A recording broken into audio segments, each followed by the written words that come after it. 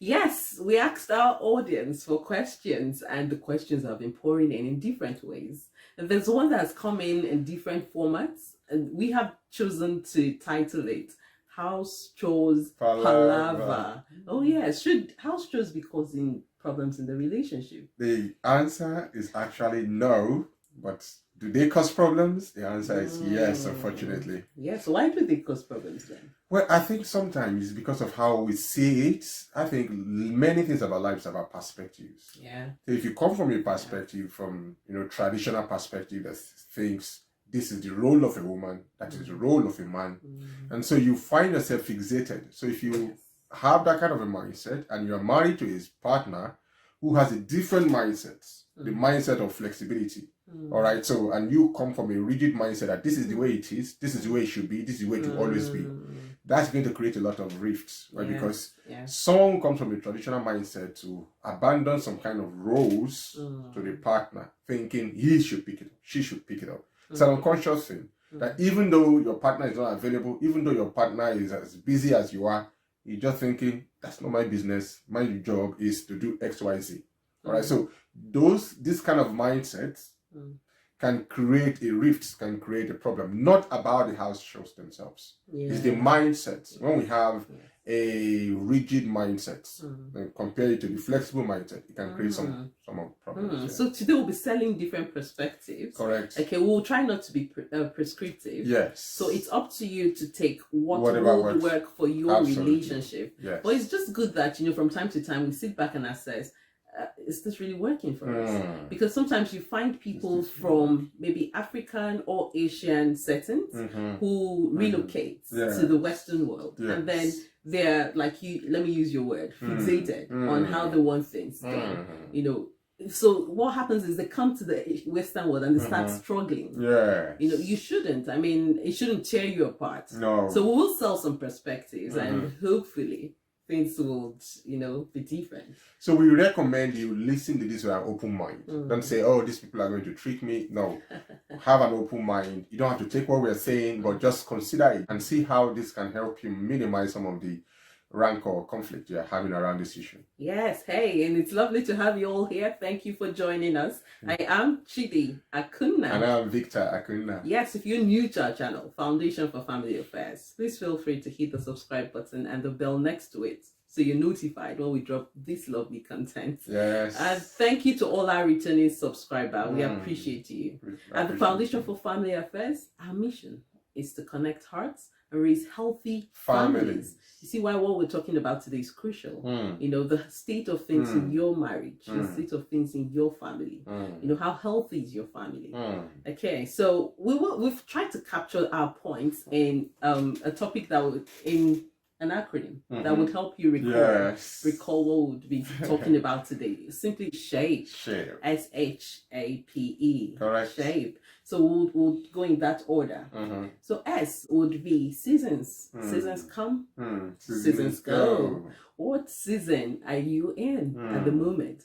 What season is your spouse in? When we talk about this, I'll let you share our own experience. Yeah, so what we mean by season is every marriage has a phase. Every individual has a phase of life where they're at. So sometimes you can just be in a situation whereby, for us, for example, to use our story to illustrate this point, is there's a time I was doing my research, PhD, and I was busy, I was working and doing research. I wasn't helping a lot at home like I used to.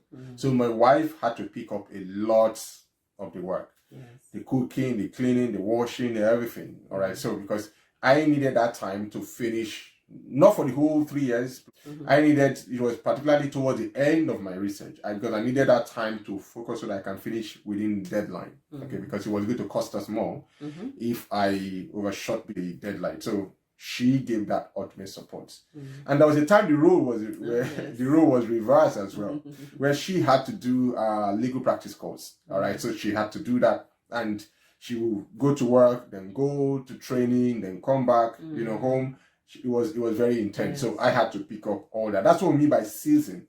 All right. So it would be foolhardy, insensitive, and cruel for me to expect her in that kind of in that season of her life where she couldn't do extra all right, to begin to say, this is the role, this is your role as a woman, you have to do X, Y, Z. No, that will not be feasible. She will physically break down because she was running a very crazy tight schedule. All right, so that's what we mean by be sensitive to the season of your partner, sensitive to the season of your wife, of your husband, and see how you can be of support. Yes. That's the primary thing we're in each other's life for, to hold each other up, to help each other, to support each other's dreams, and not to allow, to remove obstacles that can prevent or distract your spouse from achieving their goals. That's why you are there as a partner.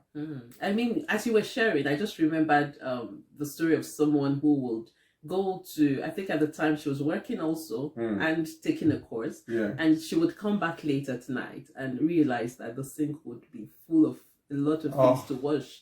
You know, the house was in such a mess, and her husband was insisting that it was her role to fix the house.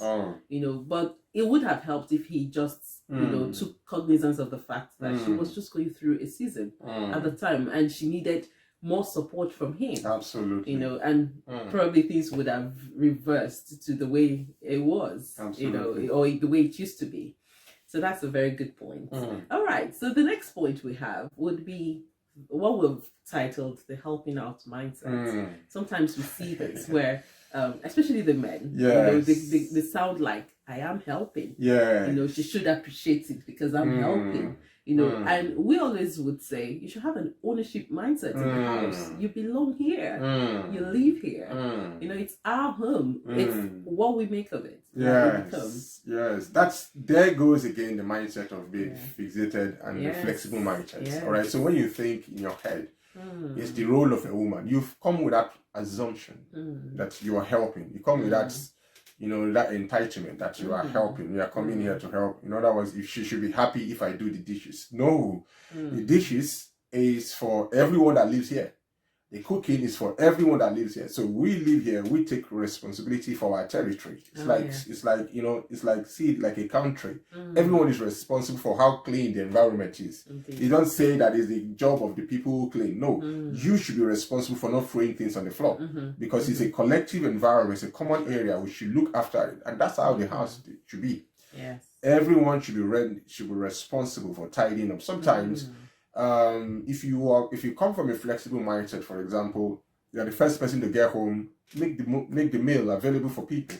You know, sometimes your partner can even be home all through the day, and you come and be the one to cook. Why? Because it may just be that, you know, you guys are not counting scores. You're just making things work out in a way. But when we say that, we like to put a caveat to that. That's, you shouldn't be the partner that takes the mickey. You shouldn't be the partner that be like a loafer that just because you have this husband that is always, you know, doing things around the house that doesn't complain, or this wife that always does things around the house that doesn't complain, and then you just keep on loading and be like a freeloader. No, you sit back. You sit back and just chill. No, because when the person gets to their tipping point, all right, you wouldn't want them to go to that, but they will explode. Yes, and then it causes more problems. Absolutely. You shouldn't. That's a beautiful arrangement. If you have that in place already, so you should be able to manage it properly. Correct. And not take the other for a ride. All right. So the next point, I'm loving this, is ability focused mindset.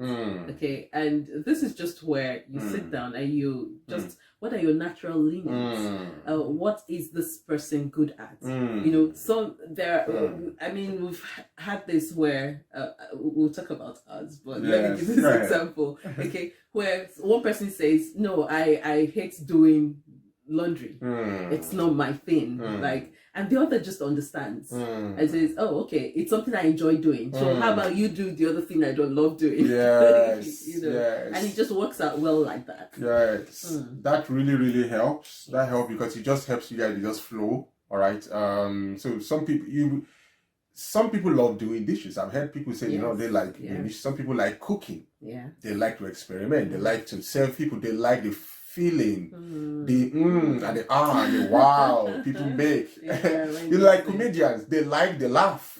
when they tell a joke. So people have things that they are excited about. That's so right. you just find around the house what you're good at. You know, for example, in our house, I'm responsible for doing all the fixing, all the technical stuff, all the moving, all the coupling, all the design. My wife just hold the light. I was like, oh, well done, well done.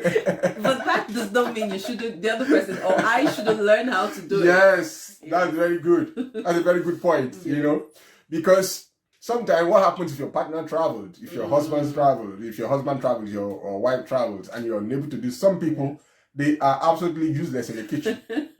When I mean useless, not in a rude way, they cannot be used. They can't do anything in the kitchen. So you need to learn how to fix yourself a meal. You need to learn how to boil white rice. You need to learn how to make stew, you know.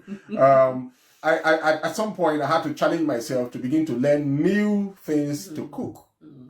Something will be coming up soon, you know. I had to learn new things to cook. All right, I had to go over a period of time watching my wife make the famous jollof rice. You know, I just decided, you know what, I'm going to try this out. Oh yes, and you go back from work. And I go back to work. Oh my word.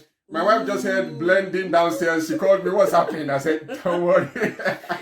And after you cooked, I said to you, I think I need to stop cooking. I was excited, you know, but I wasn't quite sure how it's going to turn out. But at least I've watched her a number of times. I've seen how she makes it, I've seen how she arranges it. But no matter how much you think you know, there's always something, because the pro is the pro. You know, I always defer to her. But I keep in, you know, because I just get to that point. I think I watched a video that kind of challenged me and be like, you know what? Step out of that thinking and don't say that you can't do X, Y, Z. Yeah. I cook, but I've not really tried to cook that. I've not tried to make jollof rice before. I've always been doing other kind of stuff that we make. Yeah. So this time I took the initiative, you know, and my next target is making fried rice. All right. So I've been looking at how she makes it, you know, to come out the right taste. You know, how she makes it, the timing she does it, you know. With time, we're going to perfect that. So the idea is, even though she's a better cook than I am, I'm not trying to just sit back and just, you know what, just do all the issues or do all the cooking. No, you have to find a way to help. All right, hold something, do something, microwave something, what do you call it? Put the meat in the oven, turn it, all right, do the blending. Help around the kitchen and let the juice. Let me ask the question. Yes, please. Okay, so what happens when both of us have something we both do not like to do? In that case, you have to reach a mutual agreement. That's where communication helps. All right, so it's I don't know if there is something in our home that we don't like, so I can't really speak to that. I'm speaking for the benefit of but that's a very good question. So I'm trying to say, if that were to be our situation, what are we going to do? So basically, we're just going to talk about it because it's not going to, you know, some people don't like looking after children, for example, and they have children, and you're wondering, anytime you see the children, they're all looking tattered, unkept, you know, they're all looking ruffled, their suit, the clothes is, you know, all kind of saliva, you will wondering what's happening. Don't these people have parents? Because this person is expecting this person to do it, that person is expecting this person. So the children, you know, just abandoned. No, you should have like, okay, we don't like this. Don't make more babies than you can cope with. That's the starting point. All right. And then the second thing is agree about how we're going to do it. Who will go to look after the clothes? Who will do this? Who will do that? That is very, very important. All right. You don't want to get yourself in trouble with the social services. Yeah. Okay. So we have P. Be partners in progress. Yes. Partners in progress. Absolutely. You know, this just works well when you have that understanding between yourselves that whatever has to be done gets done. Absolutely. I think this is like our approach. You know, it doesn't matter who does what. You know, sometimes it might be something you love doing, but if I can see that you've not been able to come around to doing it, I just have to pick it up. Yep. You know, and everyone's happy. It's very important to have this mindset, right? Because unconsciously, though people don't keep score, but unconsciously people keep score. You know, so sometimes you may just realize that, oh, you're doing so many things around the house and your partner is just loafing and just making phone calls. You're like, oh, what's happening? You know, it happens over a period of time. So you want to get to that point where the best mindset is that mindset of, you know what, it doesn't matter, you know, what needs to be done as long as it's done. All right. So the first person that comes, Beth, our child, looks up, you know, brings all his uniform, gets things ready, gives him food, does everything, whatever needs to be done around the house, you know, fix things. particularly if there are things that mutually both of you can handle. Yes. All right, so get that sorted. You know, in our house, for example, over years, I mean, this is our 11th year, over years of living going together, on 12 years. Going on 12 years, actually, it is. Wow. Going on 12 years. So we've come to there are some rules that we're just evolved into. So, for example, there are phone calls in our family. My wife makes the phone call because she's a lawyer. She has this voice. When she calls, you know, she knows how to sort things out. But when it comes to dealing with workmen, people that will come to the house to do stuff, most times I make those calls. All right. So, but any call like has to do with my son's school, she does all that, respond to all those emails. You know, there are some other things. Shopping, we do shopping together, and many other things that we do. So just find what works for you. But the main thing we're trying to emphasize is to have a flexible mindset. Yes. Okay, let's take the last point then. Yeah. This one is a big one. Entitlement mindset. No, this one doesn't help anyone. And sometimes you see this when some people probably were spoiled growing up. Yeah. You know, they had a lot of help lavished on them. And then they come into the relationship and forget that the helps are not around. They're not here. Your spouse is not the help. You know, so you can't be expecting your spouse to do everything. You know, so entitlement mindset is just you sitting back and thinking everything has to be done for you. Yes. No, that's not right. Yes. Yeah. You are the one to be served. I've seen some guys probably that maybe they were last born or they were the only child in the family. They just expect people to serve them, or people that were really poorly when they were growing up. They are used to people running around them. They just expect people to do things for them. So when people do for them, they think that this is what you should be doing. Unconsciously, they just give up that. They're not even appreciative of it. They just it's an unconscious thing that they just well done. Yeah. That's what you're supposed to be doing. It's an unconscious thing.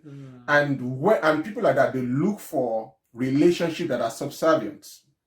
They don't look for solid relationships at their level. They look for relationships that are subservient. So people that they can, you know, most guys will look for ladies that they can just tell, stand up, go up, sit down, wait till I'm coming. Those are the kind of people who have low self-esteem. Those are the kind of people they like to go after, and vice versa. All right. And then when the esteem then improves, yeah, it becomes a problem. It becomes a problem. They're like, what's happening? This woman is now talking. This woman is now challenging me. Before I make a decision, even if it's wrong, she doesn't ask questions. Now she's asking, why are you going this way? Yeah. You know, and the person now begins to, you know, feel like he's losing control or she's losing control. No, that's not a good way to look. You know, that's not how we should deal with people. So having that sense of entitlement is a very negative thing. Someone said that marriage is about two lovers who serve each other. Two lovers who serve each other. You must come to the marriage because you're going to give something, not because you are coming with a pipe with hose to suck up energy from the other person. No, you are coming with a hose to pump energy and pump life. That's what you're supposed to be doing. Okay, so if you think that the points we shared would help someone, why don't you share this? Yes, please. You know, share it with someone. You never know whose marriage you could be helping. And if you are yet to subscribe to our YouTube channel, what are you waiting for? Hit the subscribe button. Thank you for giving the numbers. Yeah. Next to it, so you're notified when we drop our content. Sorry for interrupting you.